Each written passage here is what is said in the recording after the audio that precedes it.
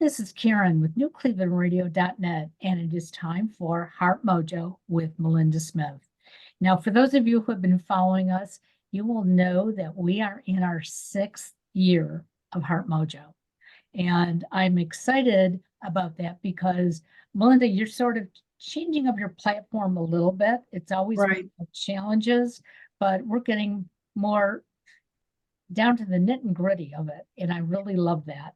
Well, we started out with health challenges, which obviously was a big deal for me at one time, but now we've looked at other life challenges. So it can be anything. So, on that note, I would like to introduce you to Lisa Ryan. She's the Chief Appreciation Strategist of how do you pronounce that? Grategy. Grategy. So, welcome to the show. We've known each other a very long time. Yes, we have. And I haven't had you on yet, so here we are. Talk a little bit about you. Just let people know who you are and how you got to this point. Sure. I'm born and raised in Cleveland, Ohio. As I like to tell my audiences, I have actually never lived outside of Cuyahoga County, completely by choice. My husband, on the other hand, has lived in both Cuyahoga and Summit County. So, I married a man of the world. So, and I had a sales career more than 25 years, which is where we met, and Mary Kay way back in the We day. did. And Whatever time. yeah, back in those decades. And in 2009, I went on a 4-day weekend that actually included a fire walk. And part of what came out of that, besides the fact it was a great experience, but I started a gratitude practice with my 3 friends that I attended that event with. And that simple practice has literally changed everything in my life. Not only has it rewired my brain to find the good, but after my medical sales position was eliminated via group conference call with 12 of us getting canned at the same time, I decided to form my own business on that day. And Grategy was born, and it's all about creating a culture of appreciation, not only so that we can find the good in our personal lives, but that's the person that we bring to work. So it can completely change workplace culture as well. Well, and you want the workplace to be grateful for their employees too. Yeah. Well, and the thing is, the way that the world is set up now, particularly in a post-pandemic economy, is that expectations have changed. And you are not just interviewing employees of why you should hire them. They are interviewing you to see what is it about your company that would make me want to work for you. And creating that culture where people feel they value, they feel appreciated, they feel that their voice matters, and that they're working for something bigger than them. All of these play a role in a much bigger way than they did before the pandemic. Do you think that there's an age difference in the employees and what they're looking for?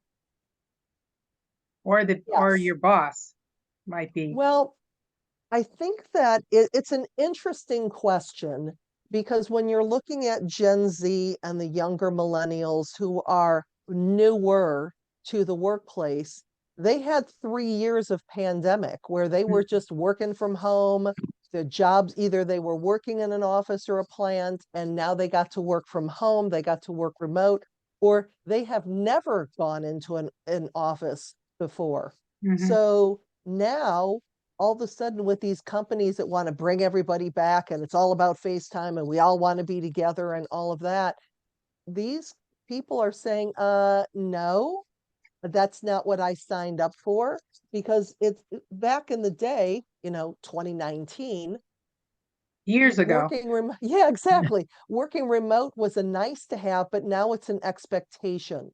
So I don't think that there's a huge difference between the different generations of wanting to feel valued, wanting to feel appreciated, and all of that.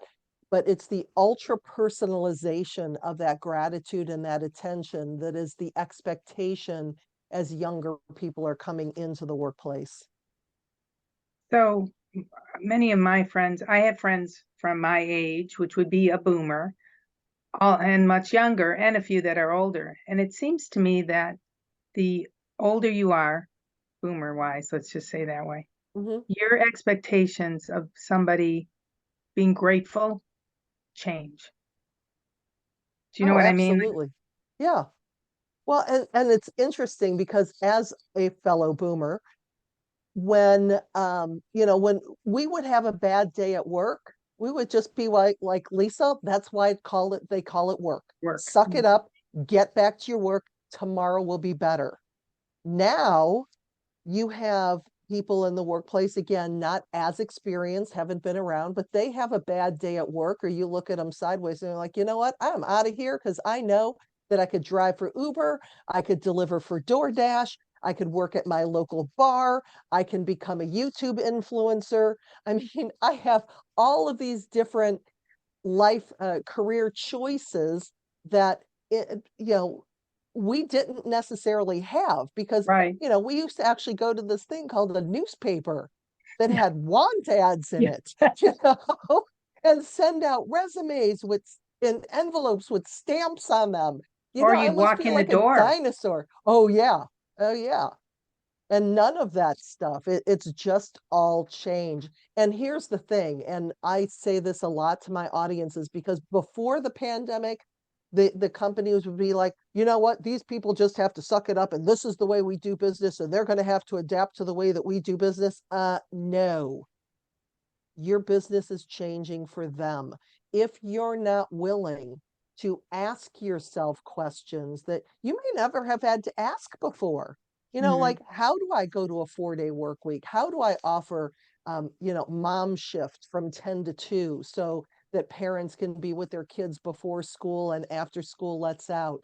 How can I compress it to a 4-day work week? How can I have core hours so that people come in at the same time, but other than that, they have flexibility? For my own business, if I would have asked, I never thought to ask myself the question in December of 2019 when I had more business going into 2020 that I had done in 2019. I never took the time to say, gee, I wonder what would happen if a worldwide pandemic came and just wiped out the meeting industry for 2 years. What Right. would happen to my business? So the reason why I bring that up is we must ask ourselves questions that we never even thought about asking before. Yeah, that definitely makes sense. With all the changes going on, you have to be able to adapt quickly. And it's not the old Absolutely. adage, what we've done always worked, why change it? Hmm. Well, and the younger people, when I say younger, I'm talking even millennials and Gen X, they they like to do everything on their phone. Hmm. Okay. And so one of the questions they're often asked is, do you have a computer? Do you have internet service? And sometimes they look at you as if you have horns growing out of your head because they'll say, no, I have my phone. I can do it all on my phone. Well, we have to adapt to that too. If you really can do it all on your phone, then do it on your phone, but you need to have an access to get the work done. Absolutely. Yeah. And with technology changing, I mean, with AI just in the last year Mhm. exploding as it's been, we're seeing all different types of creative jobs that we never thought would go away are starting to go away or finding Mhm. new ways to do things. There's parts of it that's terrifying with all the deep fakes and that you don't know if you're talking to a real person or an avatar half the time because the avatars have gotten so good. I heard the other day that something like 80% of customer service is handled by bots, basically, Mhm. because they've gotten so good. And you think that you're talking to a person unless you're saying, speak to representative, please, until the robot finally lets you talk to a real person. But everything's changing and it is changing at lightning speed. Mhm. And we just have to figure out a way, like you said, of, how do we do all of our work from our phone? How Mhm. do we have deskless employees that have never sat at a desk and worked on a laptop or worked on a, mainframe before. It's just different. I think as you move forward with the companies that you work with, when you come in and you speak with them, work with them, give us an idea of how you do that. How do you move that company forward, the challenge of what we're just talking about, using the phone? Do you work with them on that subject? Yeah, the interesting thing is that I am a full-time keynote speaker. That's what I do. So I speak at a lot of national and international conferences and primarily for associations. So that's my first level. But the nice thing about working with associations is there's a lot of individual organizations in that audience that subsequently will hire me to come in and work with their teams individually. Now, the interesting thing about that, though, is when somebody comes up to me after a program and says, "Oh, my company really needs you," I know that there's not a chance that their company is actually going to invest in bringing me in, because it's the companies who are already doing things well and want to do better, and they see it and they get it and they understand it. So a lot of it is putting into place the gratitude strategies that I talk about. And they're things like giving your people access to you. Do you as an owner, as a leader, know your people by name? Do you know something about them? Do you know their likes and what lights them up at work and what is their least favorite part of the day? And are you working at trying to find them to be their best? What about the communication? Are you doing stay interviews versus exit interviews? Exit interviews are great because they can denote a pattern, but I also think they're a little late because it's like, "Hey, why are you leaving?" Versus stay interviews where, "What keeps you here? What are 3 things that you like about working here? What would cause you to leave?" Any of those questions where you can have those conversations. Another one is figuring out the mission of your organization. People don't really care about, "Here's your job description and these are your benefits." No. How is this organization making a difference to my community, to my state, to my country? How's it making a difference in the world? And so when you can come from a questioning standpoint, and that's what we do, we figure out, what is that mission? When you started with your company, what was your passion about it? Because that's the thing, I like about associations is I get to be in a room full of people who are passionate about things that nobody else on the planet thinks about. I mean, scaffolding, polyurethane foam, you know, springs, for goodness sake. I was at the scaffolding event and I was just made a side comment to one of the people there. And I'm like, "Yeah, basically, if there's a weird association, chances are good I'm speaking to it." And he looked at me, he said, "Do you think we're a weird association?" I said, "Dude, everybody on the planet except you thinks you're a weird association." So, but what is it? And when I talk to these people and they're so excited about what they do, and if they can bring that level of passion and excitement to that candidate walking in the door versus, "These are the job descriptions and these are your hours," that passion is what's going to sell them. It's not going to be the job recs. It's unfortunate, having been somebody who works in the senior care industry and has done it for a while, that I went in to my last 2 jobs, very passionate, because I'm passionate for seniors. Yeah. And they killed that. What do you do with a company that does that? I walked in, I did my job, I met my goals, I loved my people. Didn't matter. Well, there's 2 ways to deal with that. Number one, you're in an industry with the elderly, and believe me, I do a lot of work in long-term care because I think that is, far from an employment standpoint, one of the groups that does the hardest work for the least amount of money, and they're So thanked true. the least. And they're dealing with families, Right. and families are really, really difficult to deal with because, you're in charge of their loved one. Hmm. So you can either A, decide that, you know what, I am here for my residents, I am here for my patients, whatever they're called in your Mhm. particular industry. I am here because I love them and I'm passionate about them. And the rest of it, I'm going to just deal with it and figure out a way to make it work. Or on the other hand, you might say, you know what, my life is too short. The toxicity of this work environment is one that I can no longer afford Agree. for my own personal health and mental wellness. And I need to leave and find a company that will appreciate me, because there's plenty of them out there. So when you have a toxic workplace, and when people come up to, again, it's a really small percentage in my programs, but if somebody comes up and they say, this is bunch of psychobabble BS, I can't pay these people enough, I can't find anybody that works for me, my inside voice is saying, oh, honey, they're not leaving the company, they're leaving you. Mhm. Because that's the thing. People don't leave their job, they leave their boss, but more often than that, they leave the culture. Because sometimes Mm. you can have an awesome boss and the boss is beating their head against a brick wall because they True. can't get anything done. So, these are just decisions that we have to make for ourselves. And I You know, think they have to find ways to, I'm sorry, Karen. I no, think they have to find ways to appreciate, be grateful for the employees, maybe that don't involve actual money, like a Yeah. raise. Because Mhm. so many of these places, that's what they complain about. Oh, we can't cover all the medical expenses, we can't pay our staff more.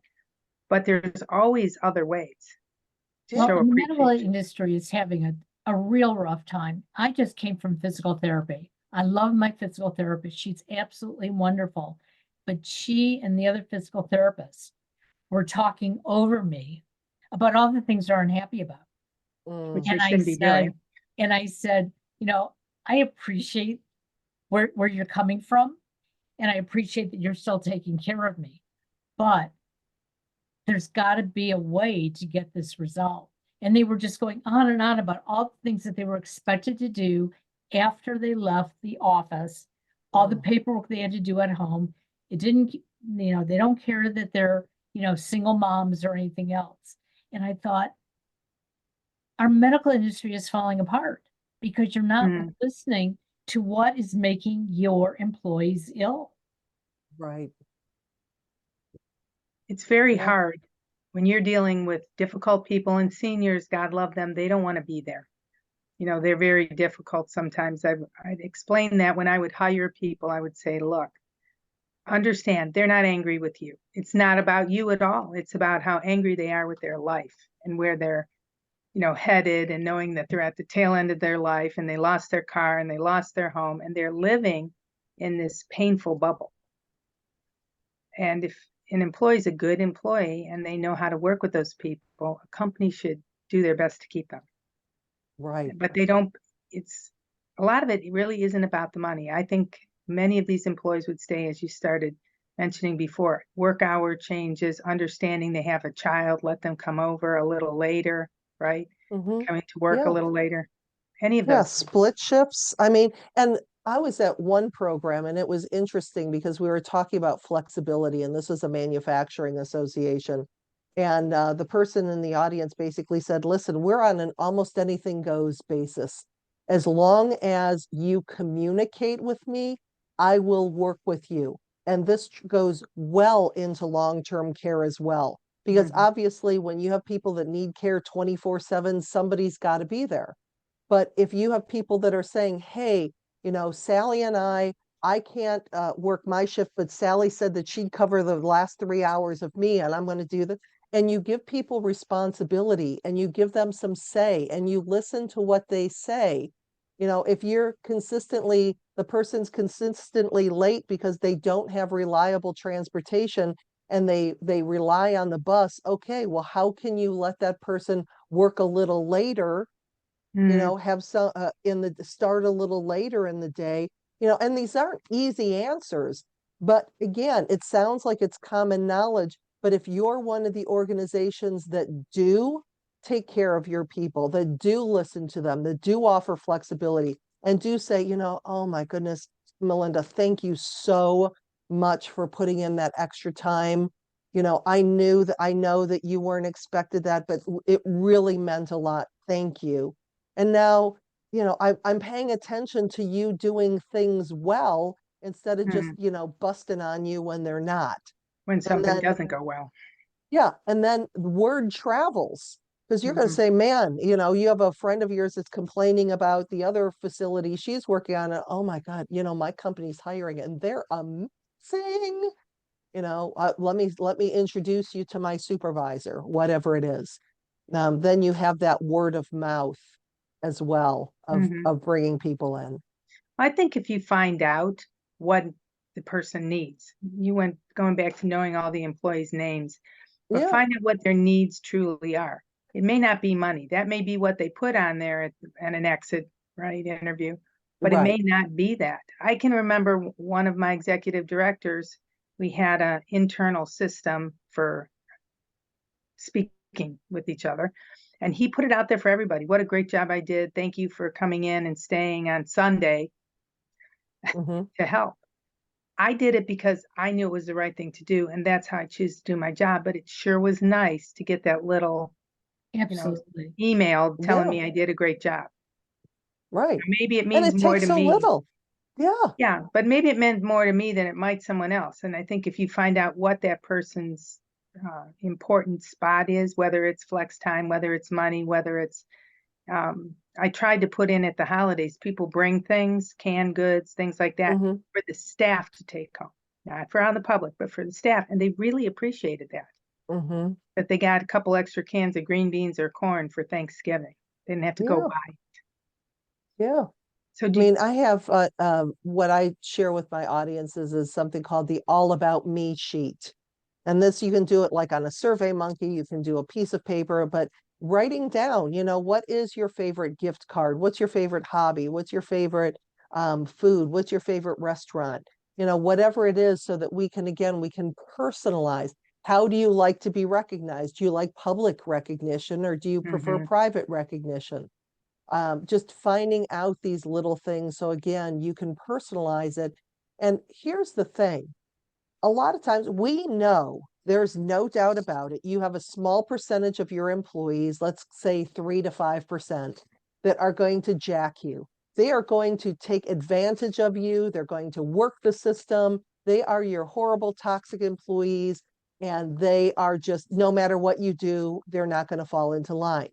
But unfortunately, what we do is we treat the 95% of our hardworking, honest, loyal, committed employees as if they're going to take advantage of us right. like that 3 to 5%, instead of erring on the side of treating everybody like that 95% of the hardworking, fantastic employees that just Mhm, want to be given a chance, and know that if that's the type of environment that we create, you know what? That toxic 5%, they're going to self-select and they'll be gone in a lot of cases on their own, because if they're miserable people, they're not going to be able to really stand working with positive people right. and with people who aren't going to put up with their negative attitudes. Or they have the attitude that what do they want from me? If you're Right. doing something nice, well, okay, why are you Yeah, doing this? What do you want from me?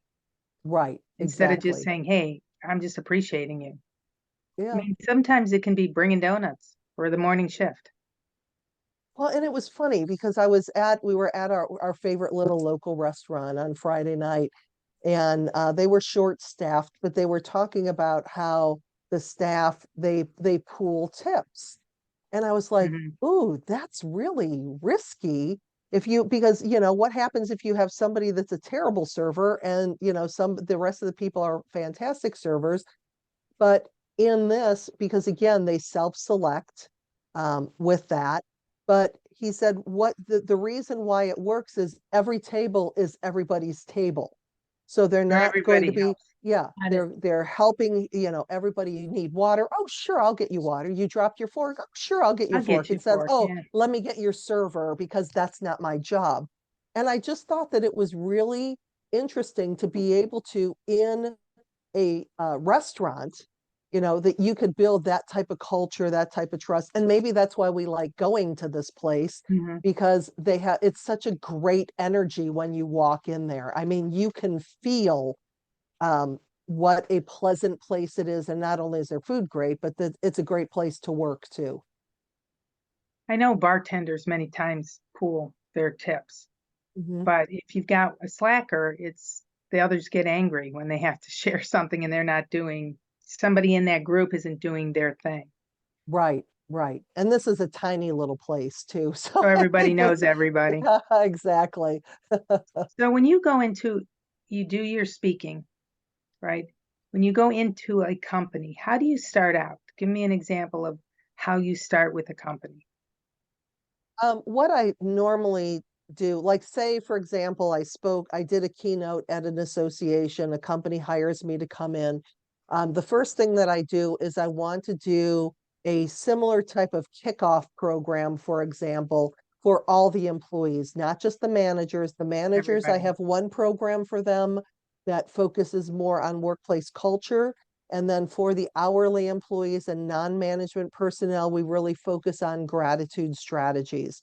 And I look at that as my show talk, where we look at gratitude from the aspect of the self, how it changes our perspective, the health benefits.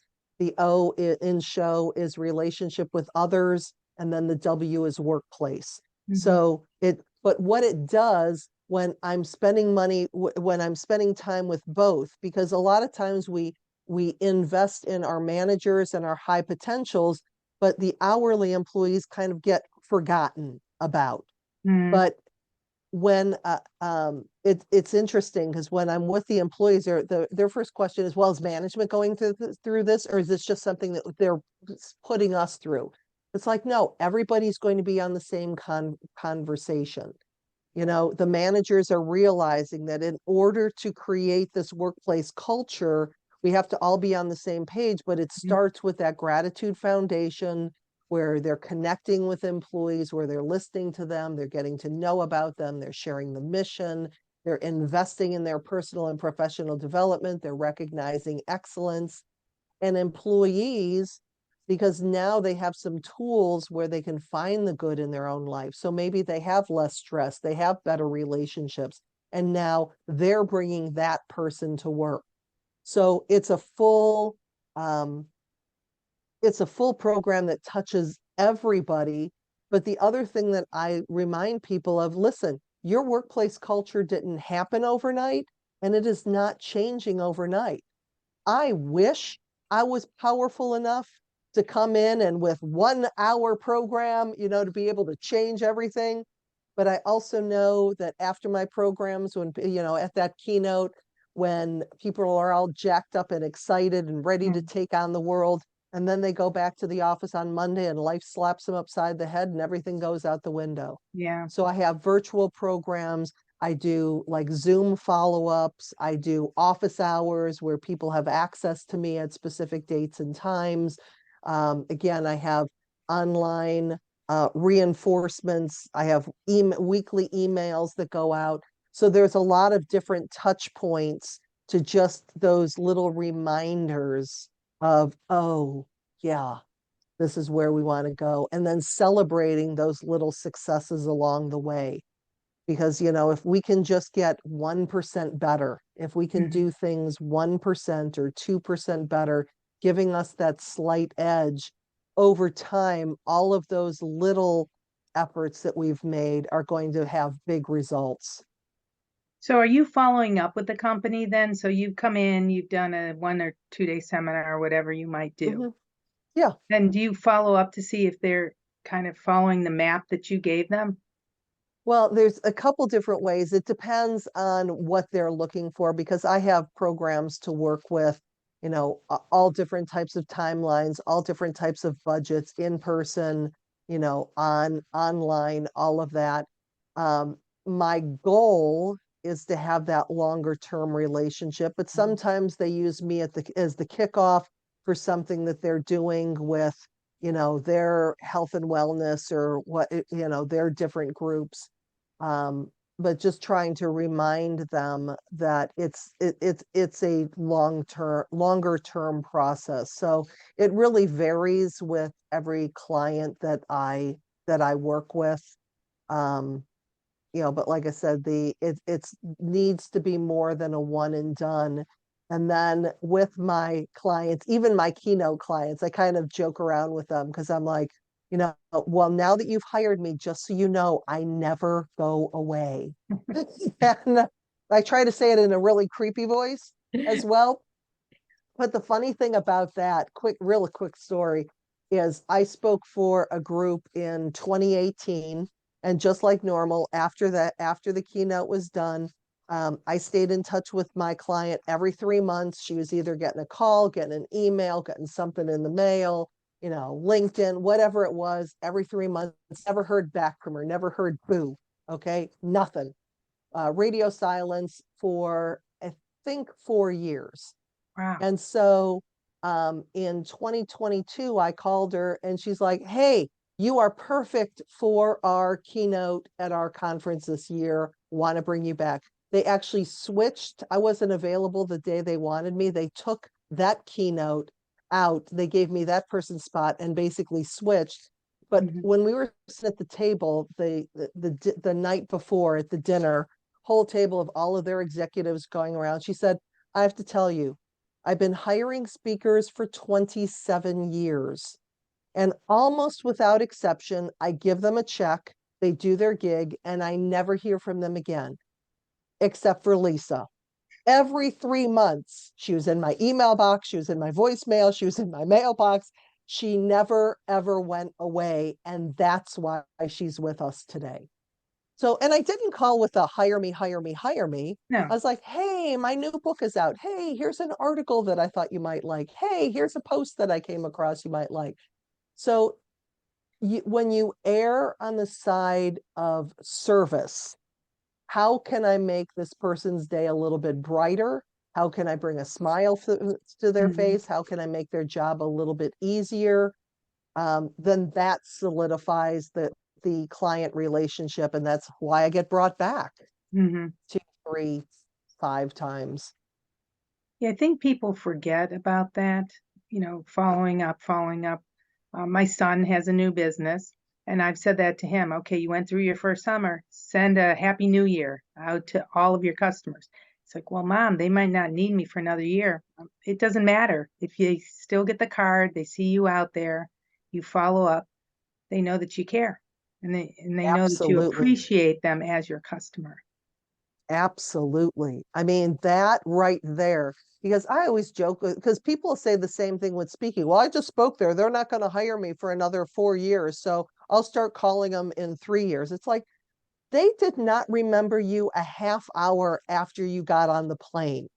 And you're going to come back in 5 years and say, remember me? No, that anniversary card, that's one of the strategies that I use. It's brilliant because you're reminding people. So on the anniversary, and then 3 years out, the other anniversary card is, hey, is it time for us to come back, for us to get back together again?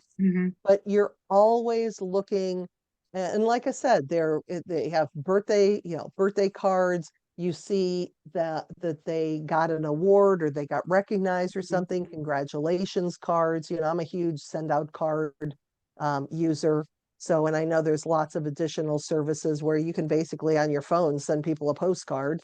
Right. I have some of my friends doing that. But, going back to it's all at your fingertips on your phone, just to stay in touch with people. And there's some physical ways to do that. Postcard where they can hold it in their hand and be reminded of who you are. That's a fantastic way to stay in touch. Well, and we don't get a lot of mail like that anymore because No. we do emails and we do text messaging. And I think even if you're younger, because I know the boomers appreciate it, most of the boomers will Yep. appreciate it because that's how we were brought up, sending a card. You send a holiday card, you send a thank you card. The whole generation isn't into doing that right now. But I think when you get it, then you understand. Oh, absolutely. I mean, I still remember we had our windows done, I think in 2007. And after Tom did our windows, we got a handwritten thank you note. We have never gotten a handwritten thank you note from a contractor. Mhm. And then we just did a big backyard project this year. And, and we got a really nice little package. It was just a simple lighted Christmas card, like Mhm. a Christmas scene that you flicked a light on. It had little twinkly lights on it and stuff. But it didn't cost a lot of money. And if I were to say, oh, well, I spent all this money and all they sent me. No, that's not it at all. They sent me something, Right. a contractor that you don't expect to get that type of thing from. Right. And I was just like, wow. And we referred them all the time because That's what I was going to say. Even if yeah. you can't use them, the fact that they went the extra mile, you're going to refer them, saying, Oh, yeah. Well, the Windows guy, I referred more than 6 figures in business to him Mhm. over the course of the next couple years because they did such a great job and that thank you note. So it's more than just the service end of it. It was, how are you showing up afterwards? How Mhm. are you continuing to say, hey, you matter? We bought our house. We bought our house 27 years ago, and I still get every single year. I get the little calendar thing. Magnet calendars, Yeah. Yeah, thank God they finally updated their photo a couple years ago. But something new. the fact is that if we were, and we are not, this is our toe tag house, as we like to refer to Mhm. it. But if we were ever looking for a You would house, go there. that's who we go, because every single year, I get something. I get the little magnet calendar, business card magnet calendar in the mail. Mhm. The last one I got had recipes in it. I thought that was Oh, brilliant because you're thinking, oh, how many can you put on your refrigerator? And exactly. I'm definitely keeping that one because it was cool to have the recipes. Yeah, Yeah. I've looking sent for out, ways to stand out. well, I had a recipe card that went out to my clients in the medical field, and I would come visit and I would make the recipe on the recipe card and Oh, drop it that's off. awesome. So they remembered it. They still remember it. I don't even work in that business. I'll get a phone call or I'll run into them somewhere and they go, oh, it was so cool when you brought us that crock pot dish. Uh-huh. So I Wow, think the that's little really things cool. that show them the gratitude from a sales aspect is very important. Yep, absolutely. And they're just little things, and we think that it's common sense, but the thing is, there's so Common. few people who are doing it, it Mhm. sets you apart. And people say, well, I don't want to send handwritten thank you notes because my handwriting's terrible. I'm like, suck it up and print, you Right, know? right. The other idea I had when I was working in the industry is if I was doing something on the east side of Cleveland, I'd bring something from the west side, a restaurant, donuts, any of those Hmm. things, and then vice versa. They'd say, "Where'd you get that?" "Oh, I got this over at this place." They loved it. They loved the Yeah. variety of trying something that they didn't get the opportunity to try on an everyday basis. Yeah. Well, because we know in Cleveland, we don't like to change, the East Siders Cross the don't really bridge. like to go to the Right. West Side and vice versa. I'm a South Sider, Me so too. I go all over.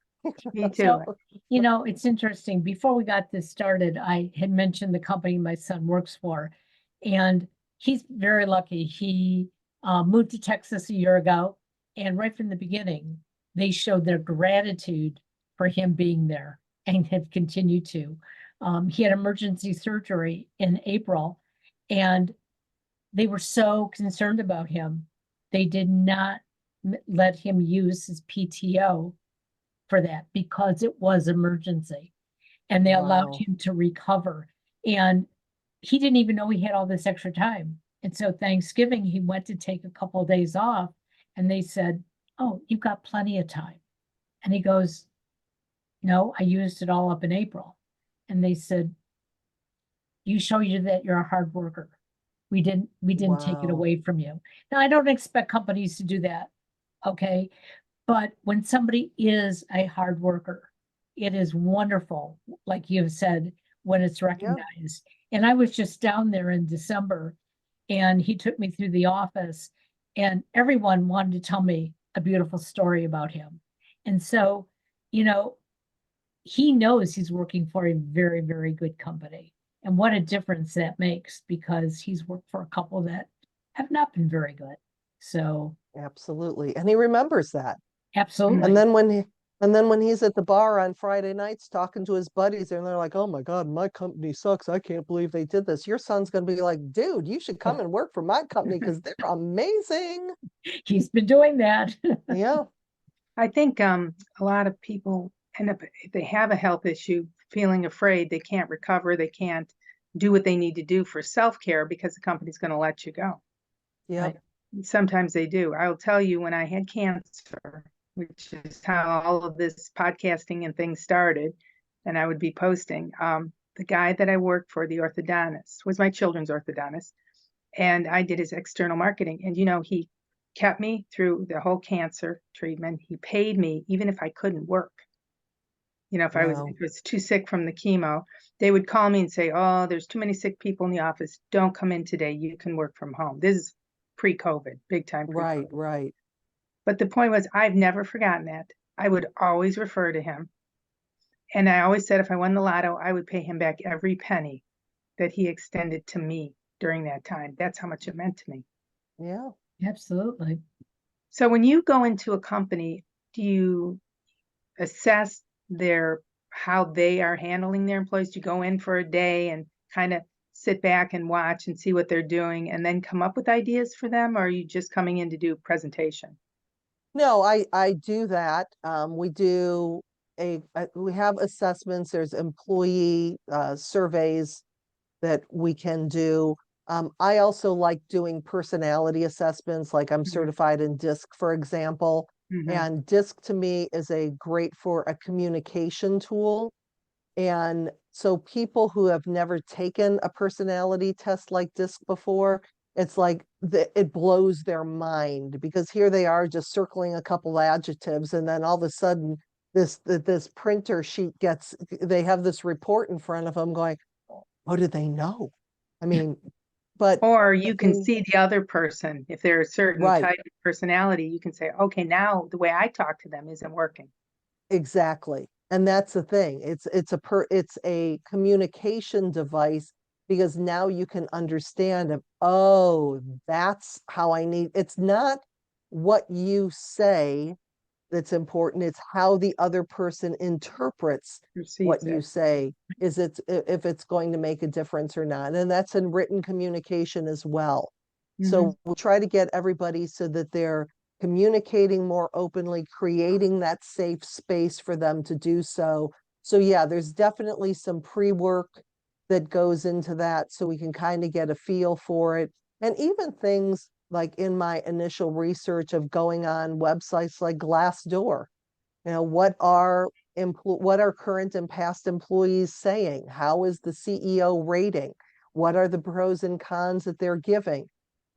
When people are posting unfavorable reviews on Glassdoor, is is the company coming back and responding to that, or are So they important. just letting it go and not admitting anything?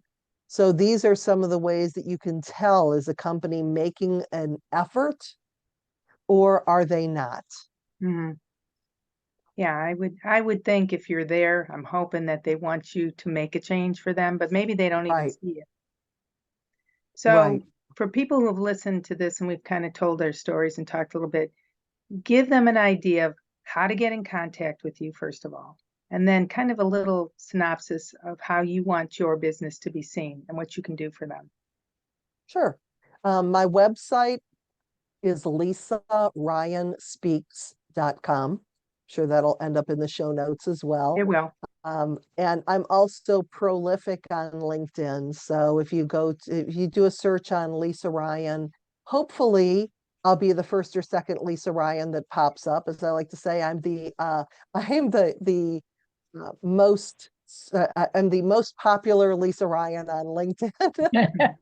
But if I don't, in your searches, Lisa Ryan and Grategy, I post a lot of videos and interviews and content on there as well. So feel free to reach out. Um, my think my parting thoughts would be of, if you don't already have some type of regular gratitude practice, to look into starting one for yourself, because it literally rewires your brain. And frankly, I don't know what I would have done through the course of the pandemic had I not had this gratitude practice since 2009 when I started with that fire walk. It's not what happens to you, it's what you do with it. And even looking at things of saying, okay, well, what is the good that's going to come out of this? Mm, A lot of bad things came out of the pandemic. I lost my dad as the result of COVID mhm. after a year of watching him die. But a lot of good has come out of COVID. I mean, Mhm. being able to do full day programs and keynotes from the comfort of my own home, Yeah. the technology that's out there, the AI that support and assistance that I have that's out there. I believe the technology got a lot easier because of things. So, but when we can take the time to look at something as life changing as a worldwide pandemic and find the good, that's what a gratitude practice can do. It doesn't matter Mhm. what happens in your life when you can go back to that. And even in the rawness of the emotion, feel free to feel that anger, sadness, depression, whatever it is. But when the rawness of that starts to ease a little bit, to ask yourself, what's one thing that I can be grateful for in this situation? And get yourself in the habit of doing that. And I promise it'll change your life. And that's why I wanted to talk about this in January, because we're starting a new year and people make all sorts of New Year's resolutions, just even if it's for exercise. But I think what you said is way more important. Focus on yourself a little bit, be grateful. When I wake up every day, I'm grateful. Having been a cancer survivor, not knowing each time I went in for chemo, was I going to die that day?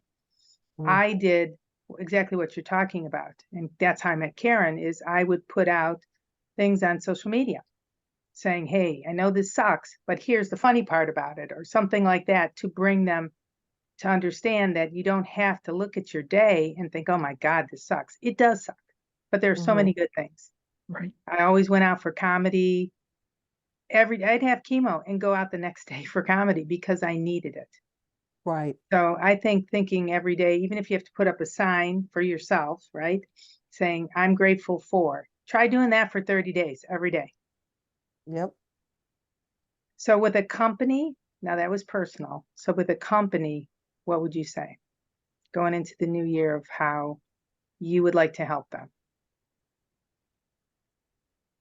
Do an honest assessment of where your company culture is now, and and be open to whatever that looks like.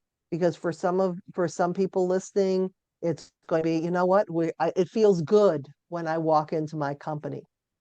If you Mhm. walk in and people are smiling and laughing and they have good relationships, you're probably on the right path.